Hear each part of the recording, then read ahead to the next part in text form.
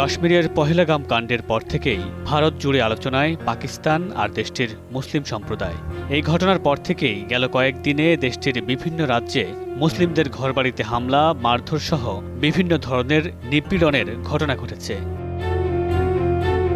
এই হামলায় দুই দেশের মধ্যকার উত্তেজনাকর পরিস্থিতির মাঝেই নিজের মতামত জানিয়েছেন বলিউডের অভিনেতা ইমরান হাশমি।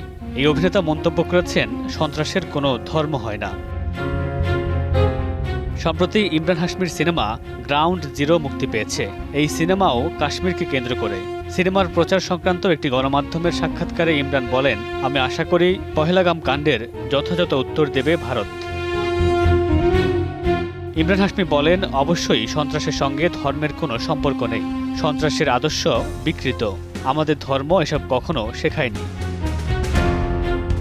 পহেলগাম কাণ্ড নিয়ে বলিউডের বহু তারকা মুখ খুলেছেন। অক্ষয় কুমার, ভিকি কৌশল সহ আরও অনেকেই এই হামলার সুষ্ঠু বিচার দাবি করেছেন। মামুনুর রশিদ পনেল, সময় সংবাদ।